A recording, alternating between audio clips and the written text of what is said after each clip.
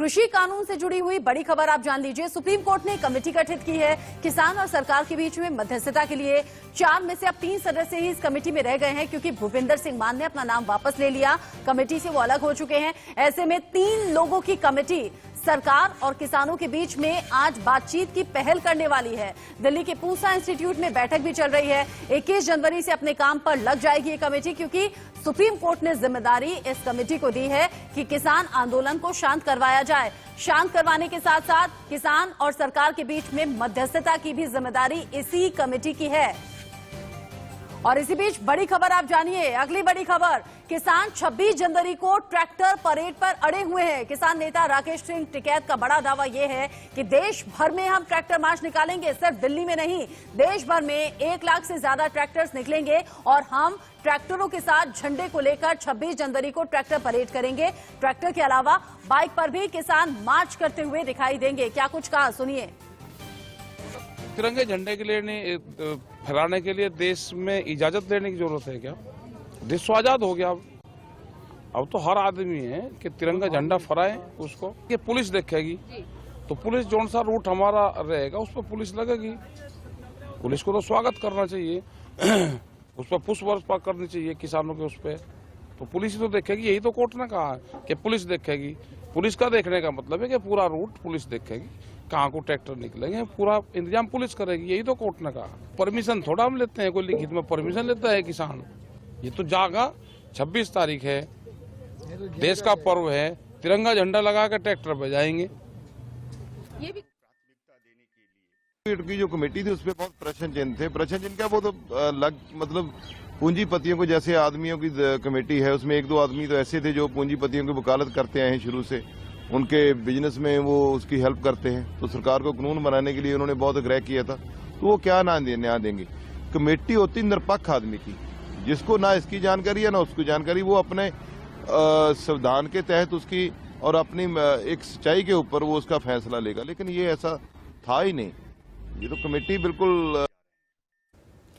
इस कड़कड़ाती सर्दी में बॉर्डर्स पर जमे हुए हैं हजारों की संख्या में किसान। संख्या और बढ़ रही है 26 जनवरी को देखते हुए। ऐसे में आज की बातचीत टल गई है। कल दोपहर 2 बजे विज्ञान भवन में मीटिंग होगी। लेकिन बड़ी बात यह कि किसान नेताओं ने कमेटी से बात करने से मना कर दिया है। ये वो कमेटी है जो सुप्रीम कोर्ट ने निर्धारित की है सरकार और किसानों से बातचीत के जरिए ही समाधान निकालने के लिए। किसान आंदोलन का 55वां दिन आज है।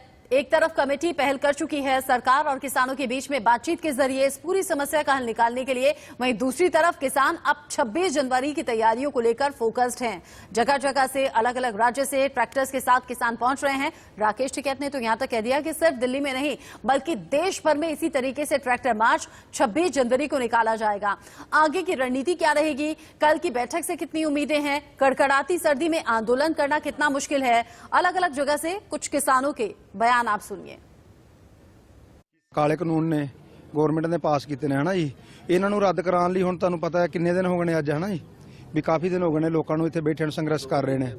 2 महीनों के गेट च ज़्यादा ही हो गए तकरीबन। इत्थे आने में हुण मतलब 53-54 दिन हो गए जी इत्थे बैठिया नूं। ये काले कानून ने इन्हों रद्द करा के जावांगे इथों, ठीक है ना जी, ये फतेह करा के जावांगे, क्योंकि इन्हां दा सानूं फायदा ही नहींगा।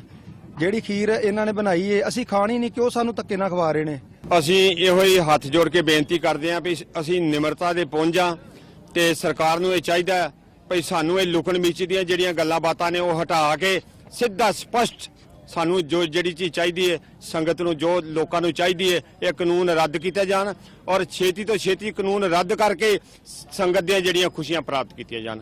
क्योंकि हम जब छोटे होते हैं, जो बच्चा जन्म लेता है वो यानी कि किसान का पुत्र होता है, यानी कि वो अपनी सारी उम्र एक मिट्टी के साथ गुजारता है। जो भी हम फसल पैदा करते हैं वो खुद भी खाते हैं और जो भी हम सारी संस्कृतियाँ उसमें भी बांटते हैं। जेकर बिल्कुल ये हमारे जो कानून थोपे गए हमारे ऊपर, जेकर ऐसे लागू रहे हम तो बिल्कुल यानी कि तबाह हो जाएंगे। ये हमें नहीं चाहिए, जो चीज़ हमें नहीं चाहिए वो बिल्कुल गलत है। किसान कह रहे हैं कि सरकार का दावा है कि तीनों कृषि कानून किसानों के हित में है। हम ऐसा मानते नहीं, हमें कानून नहीं चाहिए। अगर आपको लगता है इससे फायदे होंगे तो हमें फायदे भी नहीं चाहिए। आप तीनों कृषि कानून वापस लीजिए, हम घर वापस लौट जाएंगे। इसी बीच 26 जनवरी ट्रैक्टर परेड को निकालने को लेकर किसान तैयारी कर रहे हैं, लेकिन दिल्ली पुलिस चाहती है कि ऐसा ना हो, इसीलिए सुप्रीम कोर्ट में अर्जी भी लगाई गई। दिल्ली पुलिस के क्या तर्क हैं वो आपको हम ग्राफिक्स के जरिए समझाएंगे, बताएंगे। दरअसल दिल्ली पुलिस कह रही है कि गणतंत्र दिवस पर ट्रैक्टर रैली से राष्ट्र शर्मिंदा होगा और दुनिया भर में छवि खराब होगी, देश की बदनामी जैसी तस्वीरें सामने आएंगी, सवाल उठेंगे। कानून व्यवस्था खराब होने की स्थिति भी बन सकती है क्योंकि भीड़ बहुत ज्यादा होगी। दिल्ली पुलिस ने कई रिपोर्ट्स का हवाला भी दिया है जिसमें उन्हें इनपुट्स मिले हैं कि कोई हंगामा या हिंसा हो सकती है। किसान 26 जनवरी की परेड बाधित भी कर सकते हैं, ऐसी भी रिपोर्ट्स हैं।